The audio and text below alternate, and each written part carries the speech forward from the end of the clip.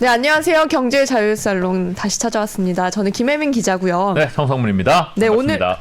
오늘은 저희 이베스트 투자증권 리테일 사업부의 윤지호 대표님 모셨습니다. 안녕하세요. 안녕하세요. 네, 안녕하십니까. 증시에 여러 가지 이슈들이 항상 있는데 오늘은 현대차 얘기부터 좀 해볼까요? 현대차 네. 실적이 나왔는데 실적이 이제 우리나라에서 야, 돈 잘 버는 회사가 뭐야? 그러면 현대차가 예. 이제 1등이잖아요. 그로서는 삼성전자도 그러니까 이게 있으니까.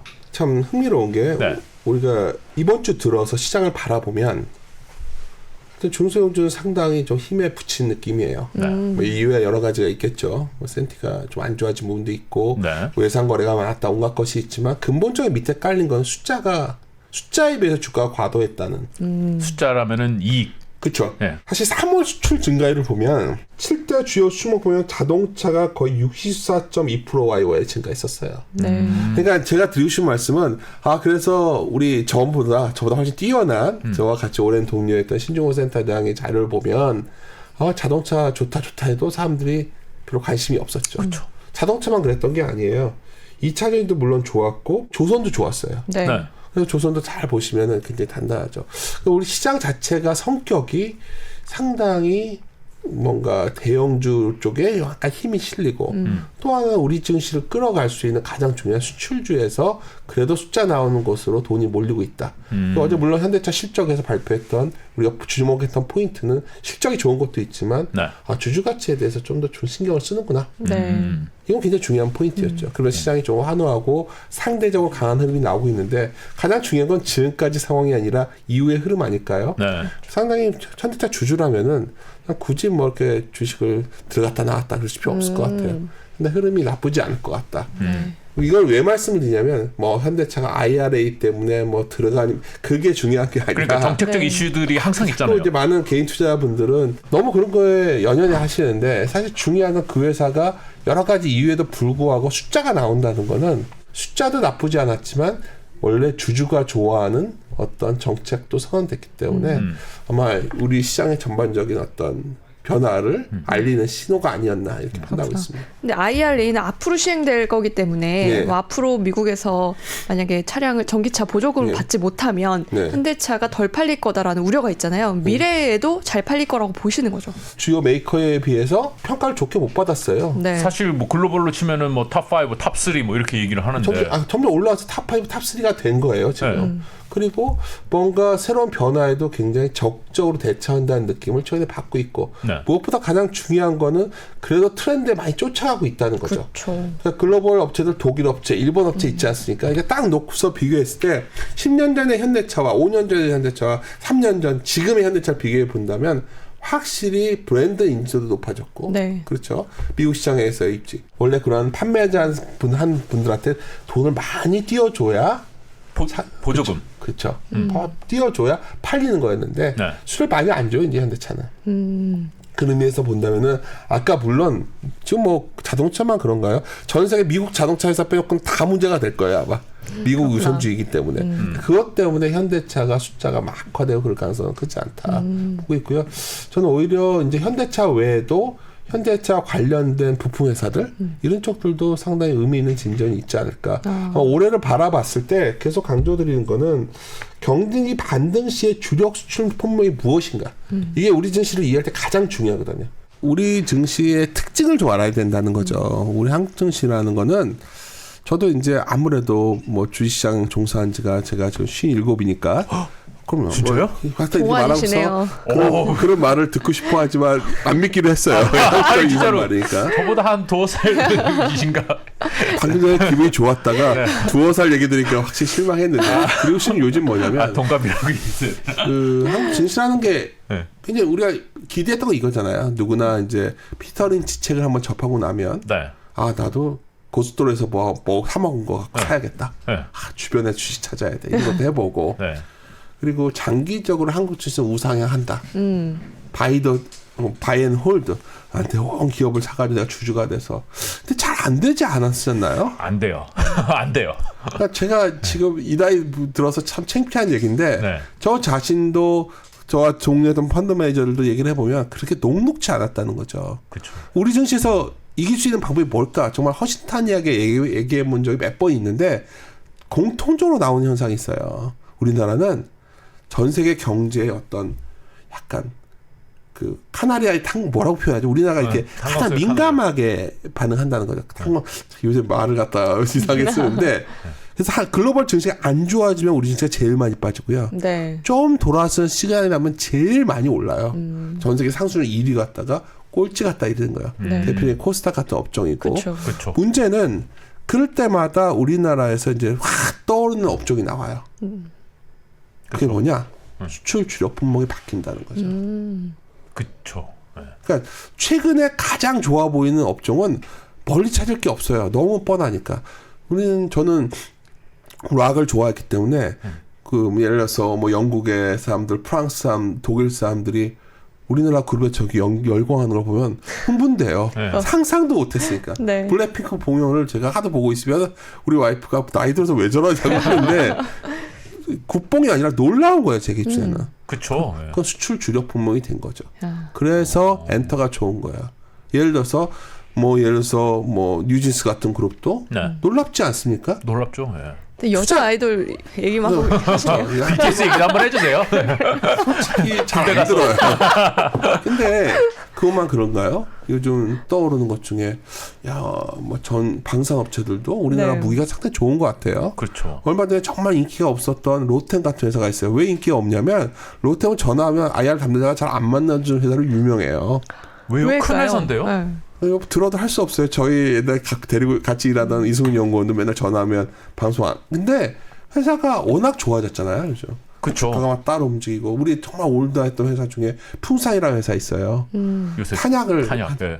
탄약이 전 세계 이렇게 많이 들고 있는 나라 이렇게 높지 않잖아요. 예. 잘 보세요. 그 우리나라 주력 품목들이 돼가고 있는 거잖아요, 지금. 네. 우리 처음 시작했던 자동차가 뭐죠? 한국의 자동차 하면 되게 별로인 줄 알았는데 네. 어느 날 봤더니 이번에 되게 유명한 사람들 우리 참 많이 타죠. 이번 야구 선수 누구였죠? 오타니도 네. 탔다는 얘기 했잖아요. 옛날에 탔었다고 해요. 그렇죠. 네. 근데 타이거 우즈도 탔고. 근데 이제 수출품이 바뀐다는 거죠. 근데 이전에 어땠죠? 우리가 중국과 한참 관계가 좋을 때는 화장품이 수출품으로 난리가 났었고 네. 그렇죠. 중국에서 팔리는 우리가 오리온 보고서 다 연구를 했었어요. 네. 우리가 뭘 얻을 수 있는 거죠? 그러니까 이게 영원히 반복되고 지속되지 않는 거고 우리는 상당히 주력이 되는 수출 품목의 대기업을 사놓으면 그 사이클마다 상당히 시장을 이겨왔다는 결론을 내릴 수 있지 않을까요? 그렇네요. 네. 계속 바뀌기는 했지만 뭔가가 있었죠. 한국형의 뜻은 뭐냐면 미국처럼 그냥 일관된 어떤 기업이 쫙 가는 게 아니라 우리는 수출 품목이 그때 굉장히 어쩌면 트렌드처럼 떠오르는 것들이 있는데 이번에도 나왔다는 거예요 이미. 네. 그러니까 뭐 K-pop. 대표적으로 파이카도 나왔고 방산도 나왔고 여기서 잠깐 요새 여의도 사람들은 언급을 자제하는 2차 전지? 2차 전지 있죠. 이상하게 언급을 자제하게 되면 네. 좋은데 너무 빨리 달렸다는 정도. 네. 그리고 뭐 누가 뭐래도 자동차가 대표적이고 흥미로운 거는 수출 도는 것 중에 조선 같은 것도 상당히 좋습니다. 네. 그러면 여기서 남은 게 있죠. 이런 것들이 주가 좀 움직인 것도 안 움직인 것도 있는데 변하지 않고 한국이 강한 게 또 하나 있어요. 딱 하나가. 뭘까요? 변하지 그게 않고. IT예요. 그렇죠. 네. 이번에는 아닐까? 그런 질문 던져. 세상은 완벽하게 반복되진 않으니까. 그럼에도 불구하고 한번 생각을 해보면 결국 뭐 좀 올드하고 좀 답답한 투자자들이라면 전자 같은 경우에 올해 실적이 좀 안 좋더라도 올해 잘 잡아두면 또 몇 년간 괜찮지 않을까 이런 한번 우리가 생각해 볼 수 있잖아요. 계속 안 좋을 것인가를 고민하는 포인트군요. 계속 네. 쓸 것 같아서 그거는. 그렇죠. 반도체. 한국 물건 중에서 이렇게 계속 쓸 수 있는 게 그렇게 많지 않아요. 화장품도 옛날에 한국 화장품, 일본, 중국 화장품 업체들 짝퉁 광고 쓰는 회사들 많았어요. 요새 기억세포가 기억이 안 나는데 그 회사가 지금 전 세계적인 화장품 업체가 돼 있고 그래요. 네.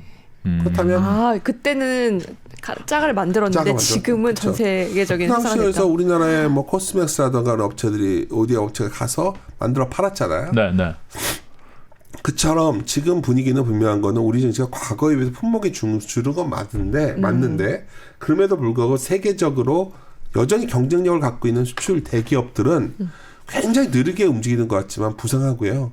또 하나 한 최근 사이클에서 확실히 우리나라의 주력 수출 품목으로 새롭게 자리 잡힌 것 중에는 엔터라는 게 있고 또 하나가 바로 방산이에요. 이쪽에서 계속 종목 발굴이 재차 진행되고 있다. 저는 이렇게 판단하고 있습니다. 방사는 완전히 최근에 이제 주목을 받고 이전까지는 사실 적극적으로 투자하시는 분들이 그렇게 많이 고려를 하지 않던 그렇죠. 그렇죠. 전 세계에서 이렇게 무기를 팔 일이 별로 없었잖아요. 네. 저 우리나라 무기를 살 나라 별로 없었죠. 아니 왜냐면 무기를 많이 안 갖춰요. 왜냐면 독일만 하더라도 레오파드 전차가 있고 그런데 우리나라 전차 숫자가 엄청 많아요. 우리나라. 네. 그렇죠. 비행기 숫자도 많고. 그건 왜 그러냐면 다른 나라는 평화로우니까 세계화되어 있으니까 싸울 일이 없으니까 서로 다 군비를 줄였죠. 네. 근데 요즘 분위기는 어떻죠? 너도 나도 군비를 재보강하고 있어요. 대표적인 나라가 어디냐면 호주를 우리 여러분들이 생각하셨을 때 호주 하면 중국과 관계가 매우 좋았고요. 네. 군비를 별로 늘리지 않는 나라였어요. 거기는 뭐 사방이 아무도 없는데 뭐 전쟁할 일이 별로 없을 것 같은 느낌은 좀 있죠. 그렇죠. 근데 호주가 의외로 중국과 멀지 않거든요. 호주에서 거리가 그렇죠. 네. 호주도 최근에 보면은 막 군비를 늘리는 정책이 나오고 핵 잠수함도 한다고. 당장 우크라이나 저렇게 되니까 전쟁하고 있으니까 뭐 다른 거 다 빼놓고 일단 대포를 쏴야 될 거 아니에요. 포탄이 부족하다 그러죠. 포탄이 많이 재고를 갖고 있는 나라가 그래도 많지 않잖아요. 그래서 저는 그런 부분들도 우리가 우리 품목이 되고 있다는 점에서 우리가 시장 자체만 놓고 본다면 항상 드린 말씀이 시장이 어때요? 이 질문보다 네. 우리나라는 밖에서 뭘 팔아 먹어야 생존할 수 있는 나라이기 때문에 지금 뭘 팔고 있냐가 제일 중요하거든요. 그러니까 질문의 형태가 자꾸 뭐 우리가 뭐 세계 성장을 뭐 주도하고 뭐 이런 건 잘 모르겠어요 저는 그냥 그래서 사실 수출 데이터가 제일 중요하고요. 네. 그런 식으로 본다면 어떻게 됐던 간에 글로벌하게 되게 안 좋았음에도 불구하고 작년 10월이 어떻게 보면 저점을 친 거잖아요. 네. 우리 증시가. 그렇죠. 네. 뭐 지금은 우리가 적절하게 대응을 안 하고 있는 것처럼 좀 리스크 안 맞고 있으니까 사람들이 좀 불안불안하겠지만 윌리엄스가 이렇게 약간 순환적 사이클에 들어가는 이유는 전 세계가 수요가 바닥을 칠 때 먼저 돌아서고 좋아질 때면 좋아지면 우리 증시 꼬꾸라져요. 네. 이렇게 이런 표현까지 쓰는 건 뭐냐면 우리나라는 그냥 사후적으로 해설하는 형태로 투자를 하면 생존하기 힘든 시장이에요. 어차피 리서치 아니니까 더 표현이 거칠어졌는데 이게 현실이라는 거죠. 그러니까 더 쉽게 말씀드리면 최근에 가장 많이 나온 얘기가 소위 언론에서 매스미디어에서 나온 얘기는 우리나라 수출 큰일 났다 얘기를 해요. 그렇죠. 수출이 많이 그러니까 방금 전에 수출이 중요하다고 했는데 수출이 큰일 났으니까 주가가 무너져야 될 거 아니에요. 네. 그렇죠. 수출이 이렇게 안 좋아짐에도 주가 의외로 견고해요. 적자 났다 그러는데 하이닉스도 뭐 오르고 뭐 삼성전자도 오르고. 그게 저도 궁금한 게 오히려 삼성전자 같은 경우는 실적 최고점이었을 때 주가가 떨어지고 최근에는 뭐 감사는 한다까지 발표를 했는데 요즘에는 오히려 상승하는 분위기예요. 하이닉스도 마찬가지고. 이거 어떻게 해석해야 될까요? 그러니까 이걸 갖다 뭐 좀 더 고상하게 표현해서 제가 이제 뭐 순환론적 사고가 필요하다 맨날 그 얘기를 하는데 극단적으로 쉽게 말씀드리면 하워드 막스가 말했던 진자의 추처럼 우리 시장은 극단에서 극단으로 다녀요. 폭이 크다. 아니 폭이 크다가 아니라 왔다 갔다를 한다는 거예요. 왔다 갔다의 핵심은 바로 수출에 있고요. 수출이 굉장히 이제 그 좀 약간 작년 10월을 놓고 본다면 글로벌의 인플레이션 막 강화되니까 긴축을 했을 거 아니에요. 긴축한다는 건 다른 말로 하면 돈을 줄이는 거잖아요. 그렇죠. 그래서 가장 중요한 지표 중에 하나가 글로벌 유동성이라는 지표가 있어요. 뭐 제가 만들어 쓰는 건 아니고요. 블룸버그에 보면 나옵니다. 그 합천 데이터인데 굉장히 의미 있게 오랫동안 봐왔고 한국 증시를 해석할 때는 매우 중요한 포인트가 되는 데이터예요. 13개 국가의 M2 증가율을 모아놓은 건데 뜬금없이 작년 10월에 갑자기 확 돌아서요. 그게. 그러니까 많은 사람들이 저희가 이제 그걸 보고서 금리는 계속 상승 중인데도 그렇죠. 올해 시장에 대해서 어떻게 전망을 했었냐면 상고하고 전망을 해요. 네. 저희가. 네. 그러셨어요. 맞아요. 저희가 막 사람들 인터뷰도 하시니까 더 자극적으로 신나서 얘기해요. 제가 틀리다 말도 안 했는데 핵심 포인트는 뭐였냐면 두 가지 포인트였어요. 글로벌 유동성이 바닥을 친 시그널이 나왔었거든요. 돌아섰단 말이에요. 왜 돌아선 줄 아세요? 미국은 그러고 있었지만 중국이 확 늘었어요.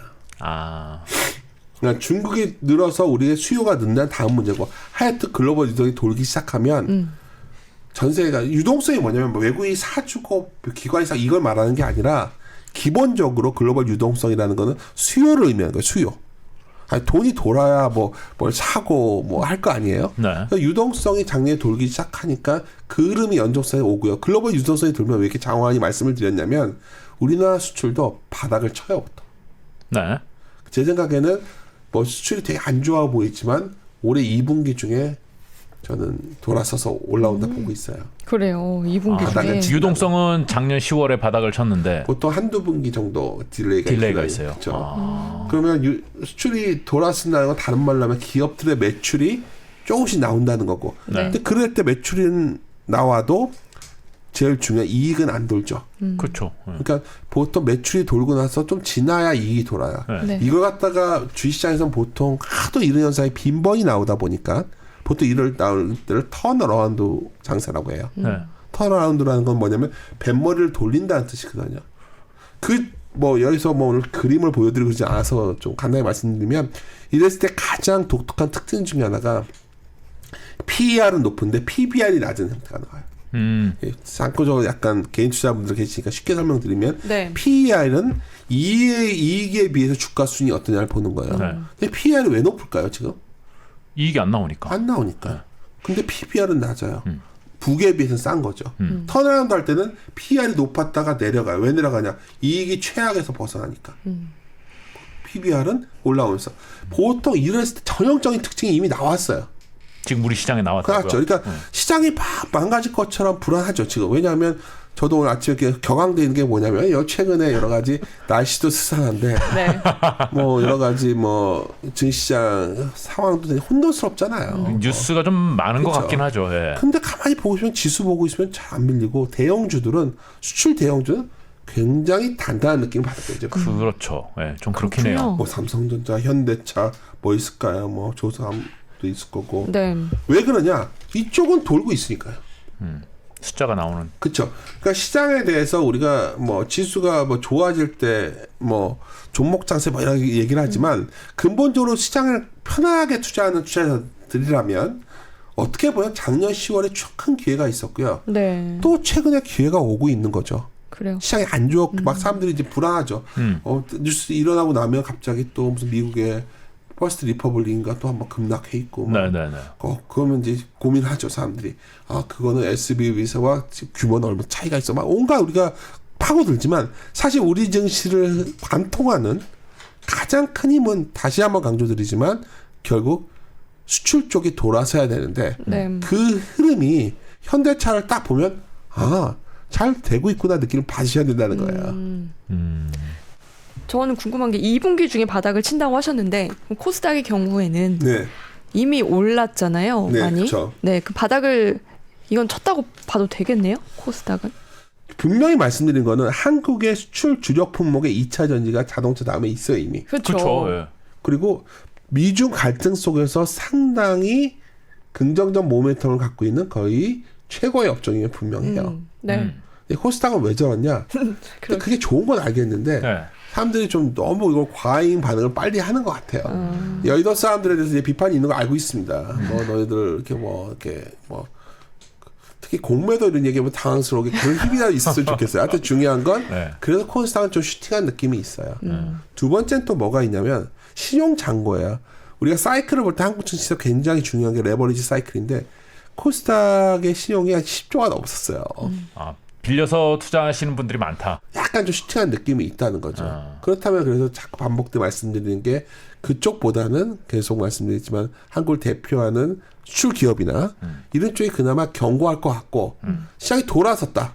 그랬을 때도 아마도 3분기, 4분기로 가면 저희가 올해를 상고하고로 봤던 원인이 뭐냐면 상반기는 인플레 우려가 줄어들면 생각보다 인플레가 별거 아니네 하면서 올라가고 네. 하반기는 경기 침체가 생각보다 심하지 않냐 하면서 올라갈 거라 보는 거거든요. 네. 경기 침체의 어떤 가장 핵심적인 요소는 기업 이익이겠죠. 그쵸. 그래서 저는 기업 이익이 MNC 전망들이 약간 다소 보수적이에요.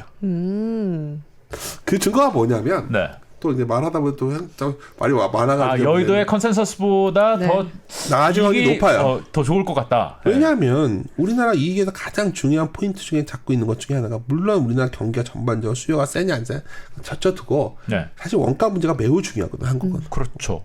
유가를 보고 있으면 그렇게까지 그렇진 않아요. 네. 유가가 그래도 좀 올라서 80불 정도면은 뭐 80도 깨졌다가 뭐 이 정도 레벨이면 그리고 전반적으로 이제 공급망 이슈가 전에 이제 계속 코스트 문제가 불거졌던 게 뭐냐면 뭔가 구하기가 힘든 게 많았었는데 그렇죠. 이게 좀 원활해지는 것 같아요. 네. 그래서 여러 가지로 조합해 봤을 때 우리 기업이 최근에 그리고 어떻게 했던 간에 미국발 여러 가지 불안감이 확대되다 보니까 그런 분위기가 여전히 만연하다는 거예요. 시장이 이렇게 개선되었음에도 불구하고 어쩌면 특정 종목만 된다. 아까 또 들어간다면 아까 2차 전지 외에는 없다. 뭐 이런 사고가 들어갔던 원인이 시장 우리나라 경제라든가 모든 것에 대해서 굉장히 비관적 시각이 강했던 거거든요. 그럼에도 불구하고 우리의 대표 기업들이 상당히 경쟁력이 회복되고 있다는 거죠. 가장 걱정거리는 뭐냐면 아까 작년 10월에 글로벌 유동성이 돌아섰던 배경도 결국은 중국의 유동성이 개선되면서 좋아졌던 거잖아요. 그렇죠. 네. 네. 근데 걱정이 하여튼 중국이랑 우리 관계가 너무 안 좋아지니까 야 이쪽으로 뭐가 사실 우리나라가 중국에 중간재 수출해가지고 중국이 미국에 갖다 팔아먹어야 돌아가는 구조예요. 전 세계 구조는. 그렇죠. 근데 미국과 중국이 아무래도 이거 뭐 전쟁 얘기까지 나오니 네. 걱정은 되고 또 하나 리오프닝 관련된 것들도 뭐 개선됐다고 하지만 굉장히 미진한 거 아시죠? 면세점이랑 네. 다. 이런 부분들은 뭐 약간 걱정스러운 부분도 돼요. 아니, 중국과의 관계가. 만약 이런 저 같은 사람은 굉장히 긍정적인 시각을 유지하고 있지만 만약 모든 것이 어그러지는 시나리오가 하나가 있냐면 뭐냐고 물어본다면 저는 기본적으로 미중 관계가 파국적 형태로 가는 상황일 거예요. 그러니까 그게 전쟁이 당장 안 일어나도 또 우리나라가 이제 누가 선택할 수밖에 없는 상황이 왔던 것 같고 네. 그 과정에서 현재 뭐 저희가 누굴 지지하든 않든 미국을 선택한 것 같단 말이에요. 네. 그렇게 됐을 때 이게 어떤 그림이 그려질지 잘 가늠이 안 되거든요. 그건 좀 불안한 요소예요. 네. 근데 이제 뭐 이렇게 좀 이게 있음에도 불구하고 이 영향으로서 제가 드리고 싶은 조언은 뭐냐면 이런 영향 때문에 간헐적으로 어떤 의미 있는 주가가 기업이 어떻게 되냐면 주가는 수시로 날뛸 거예요. 이래서 이런 뉴스가 나올 때마다 제가 하나 팁을 드릴게요. 네. 가장 강력하게 강조. 그럼에도 가치는 굉장히 느리게 반영돼 갑니다. 그렇죠. 주가는 수시로 날뛸 텐데 가치는 반영돼 간다는 거예요. 그러면 우리가 선택할 수 있는 방법은 하나일 거예요. 이러한 이슈가 노출되었을 때 우리가 장기적으로 바라볼 수 있는 기업들의 가치가 좀 더 매력적이라 느껴진다면 그런 거 골라서 살 수밖에 없어요. 현대차도 어제처럼 발표할 때 사는 게 아니라 얼마 전에 우리가 현대차가 장기적으로 이렇게 돌아서고 있다는 걸 알고 있는 사람들이라면 미국에서 현대기아차가 보조금에 제외됐대. 네. 그 순간 나왔을 때 사야겠죠.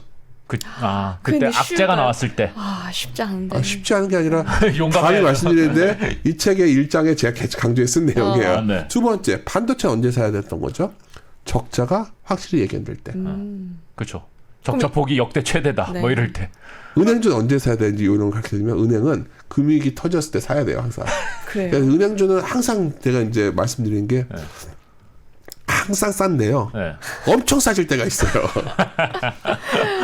엄청 싸질 때 기준은 뭐냐면 네. 얼마 전에 우리금융지주가 배당 수익률이 9%가 넘었었어요. 와. 모르시죠?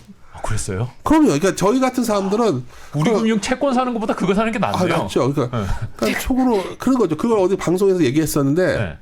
저 아무도 관심이 없더라고요. 근데 제가 지금 뭘 말씀드리는 거냐면 지수가 어떨 것 같아요. 지금 미국에 어제 뭐 지금 현재 너무 아는 게 많아요. 지금 그러니까 너 지나칠 정도로 매크로에 관심들이 많은데 우리가 알고 있어야 될 매크로는 어떻게 보면 좋은 기업이 좀 매력적인 가격에 있냐 없냐를 골라내기 위해서 매크로가 필요한 거예요. 네. 제안하는 방법은 그 한국 기업 탑다운의 개념인데 네.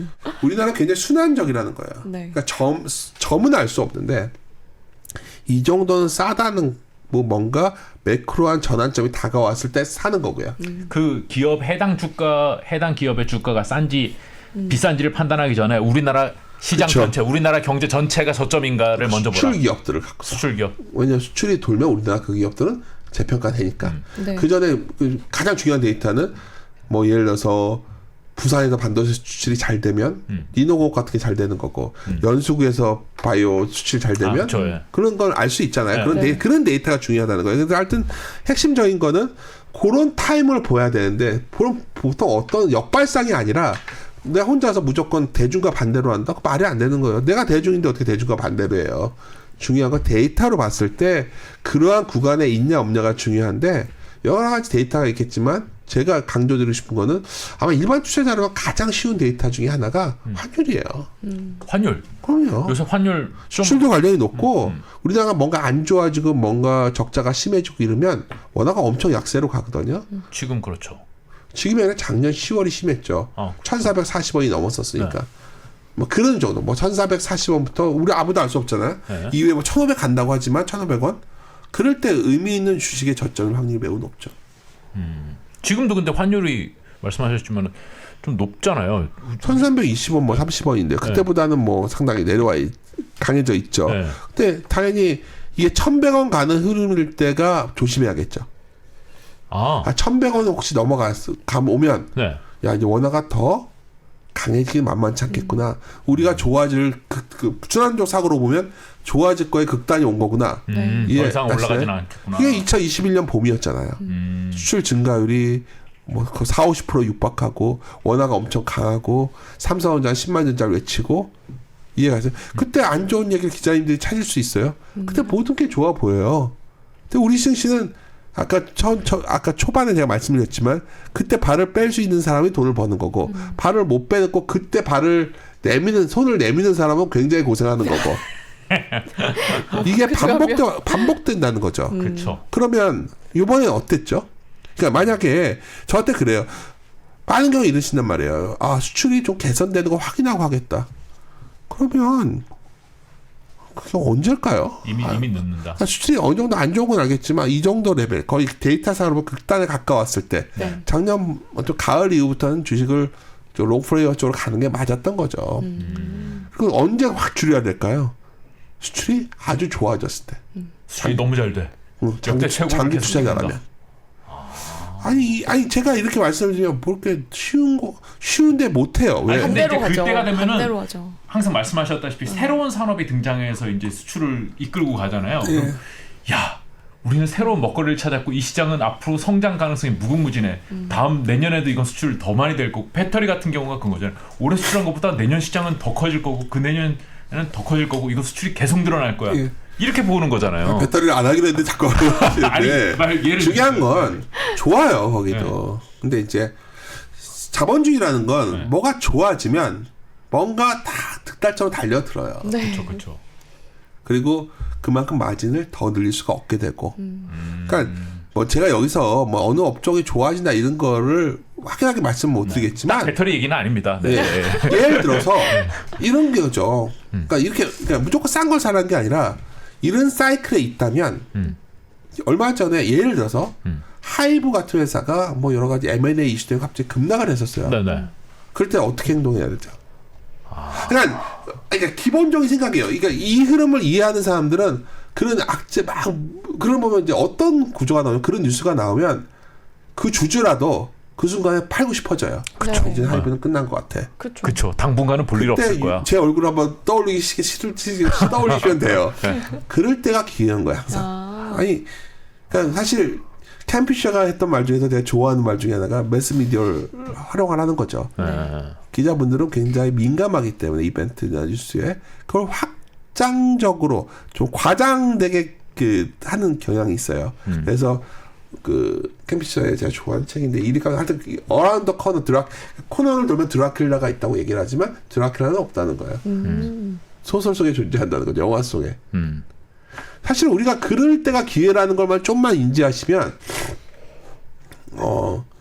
상당히 매력적인 기회를 여러 번 잡으신다는 거죠. 그러니까 다시 한번 처음 질문 들어오는 건 현대차를 물어보셨기 때문에 현대차의 최근에 가장 큰 매력적인 시기는 언제인 줄 아세요?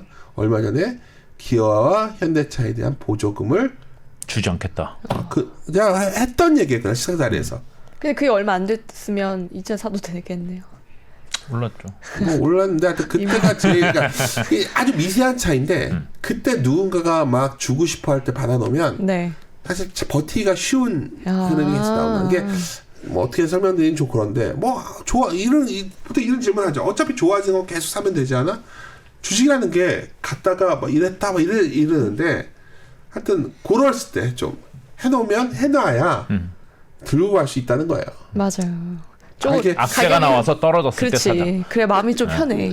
성장하는 산업의 싼 주식이라는 게 싸다는 게 뭐냐면 아무도 안 보는 싼 거가 싼 게 아니에요. 분명히 우리 사회는 우리 경제는 그때마다 주력이 되는 수출 품목이 있었다는 거에 대해서 저는 확신이 있어요. 네. 왜냐하면 우리나라 인구 구조상 우리나라는 밖에다 팔지 않으면 방법이 없는 거예요. 그러니까 우리 왜 이런 말 해요 가끔. 중국은 훨씬 젊은 인구도 많고 있는데 왜 중국의 엔터 기업은 저럴까? 내 시장에 팔면 되니까. 발전이 없는 거죠. 네. 한국은 어쩌면 중국 시장이 막히는 순간 세계의 기회가 열린 거라고 저는 봐요. 아니, 그쵸. 엔터가 그랬었죠. 백인한테 가서 어떻게 해야 됐던 거 아니에요? 제가 봤을 때는. 그쵸. 그러니까 다 영어 쓰잖아요. 그러니까 저도 그것도 다 영어를 자연스럽게 뉴진스의 그 어린 친구들도 영어부터 가르치는 거예요. 네. 그게 어쩌면 일본어 가서 일본 가서 똑같이 하고. 그러게요. 현대차도 중국에서 안 팔리니까 글로벌에서 먹혔네요. 그렇죠. 중국이 딱 닫혔을 때 옛날에 우리가 중국에서 엔터 기업들이 옛날에 멤버들 다 중국 출신 한 명씩 있지 않았어요? 그랬었죠. 네. 근데 이제는 다 베트남 있잖아요. 네. 이 말하면 덕후같이 되는데 뭐 민이라든 스토리를 많이 하시는 걸로 베트남도 저 네, 투자에 관심이 있어서 근데 네. 베트남 시장이랑 동남아 시장이 커진 거죠. 네. 그렇죠. 네. 그 경제가 좋아지고 있는 거죠. 그러니까 우리나라에 대표적인 블랙핑크의 리사가 있고 뭐 민니도 있고 막 되는 거고 그러면 또 여기서 투자 아이디어가 생기죠. 그쪽 경제가 좋아지지 않을까요? 소비를 하고 있다는 거잖아요. 그러니까 베트남 관련된 ETF도 단독 관심이 높아지고. 네. 너무 거대 남론에 익숙해 있다는 거 우리 시장은. 너무 뻔하고 답은 나와 있어요. 어쩌면 우리 말한 좋아지는 기업은 다 알고 있다니까요. 네. 근데 이상할 정도로 옛날에 화장품을 했던 사람들, 면세점을 했던 사람들 그거만 바라보고 있어요. 그렇죠. 다시 올 거야. 그 기회가. 안 올 것 같지 않아요? 그냥? 근데 왜 화장품은 다른 나라에는 안 팔고 유독 중국에 많이 팔렸을까요? 그리고 한 10년 있다가 이제 팔리지 않을까요? 이것도 전에 한번 고민해서 화장품 좋아할 때 연구를 해보면 그러니까 화장품이라는 게 백인들 하는 화장법이랑 흑인들 하는 화장품이랑 우리 아시아 화장품이 다르잖아요. 그때 기억날지 모르지만 산성 LS 같은 회사가 난리가 났던 이유는 그 마스크팩 갖고 그런 시장이 있었던 거예요. 네.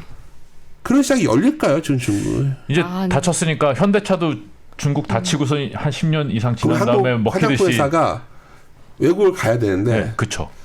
그러니까 그건 모르겠어요. 시간이 걸리겠죠. 그래서 되면 모르겠는데 하여튼 아직은 가시적인 게 안 보이니까 뭐 아모레랑 LG 생각해서 고민들 하겠죠.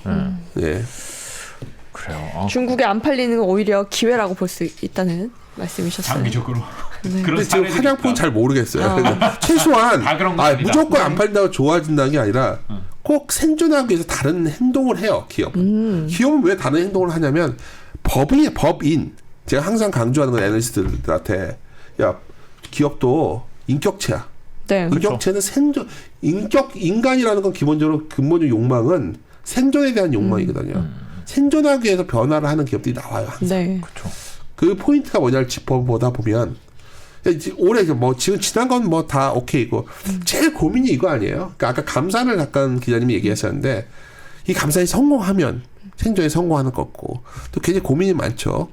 중국에서 나와야 된다면.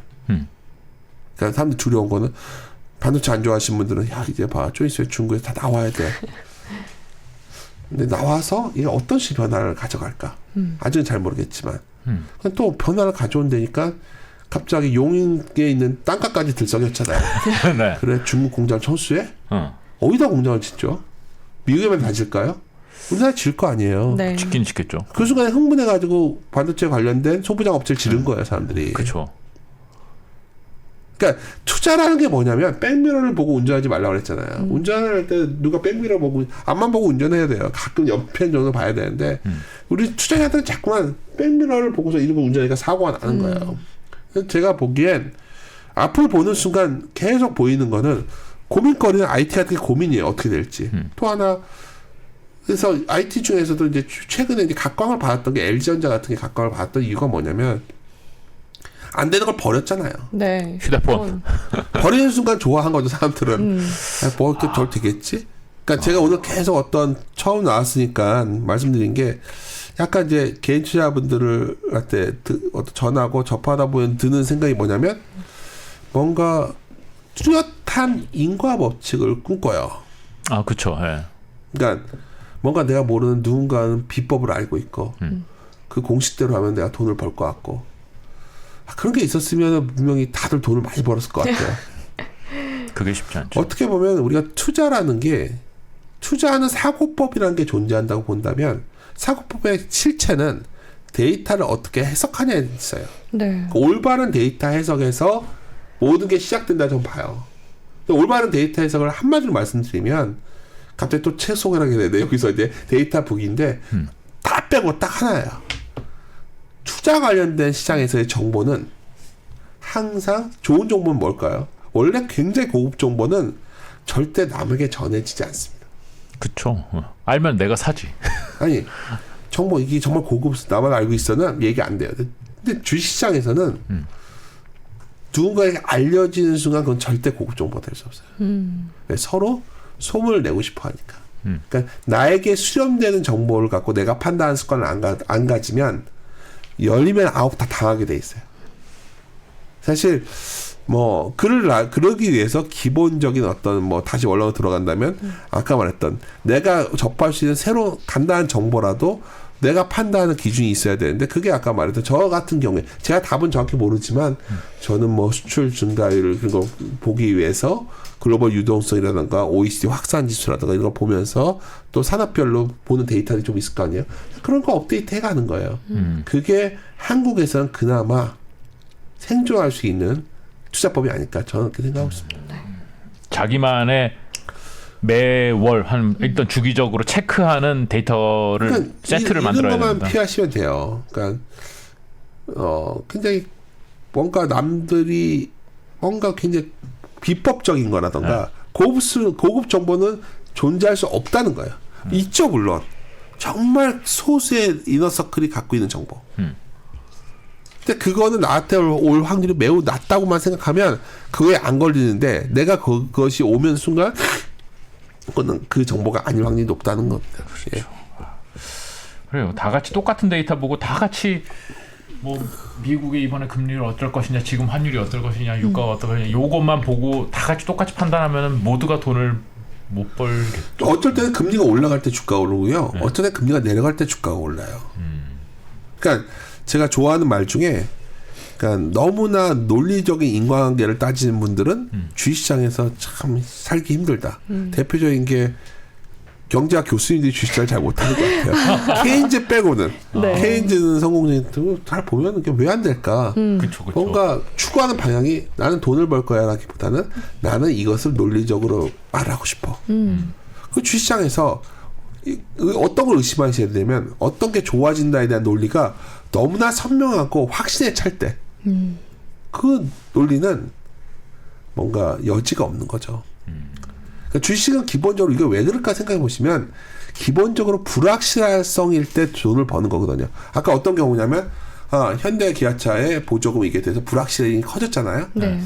이럴 때가 돈을 벌 수 있는 기회인 거예요. 뭔가 내가 현대 기아 사람들이 이렇게 생각해죠 보통 현대 기아차가 이번에 보조금을 받을 거야. 그때 난 살 거야. 이해 가세요? 다 같이 사겠죠. 이미. 아니 그 전에 이미 다 올라 있을 확률이 높고요. 그쵸. 그게 나와서 그때 다 두드려 패켜 팔았겠죠. 이게 별거 아닌 것 같지만 어떤 우리가 판단을 할 때 굉장히 중요한 포인트가 되는 것 중에 하나라고 생각합니다. 배터리는 좋은 산업이고요. 네. 굉장히 선도적으로 많은 분들이 좋은 의견을 주셨는데 네.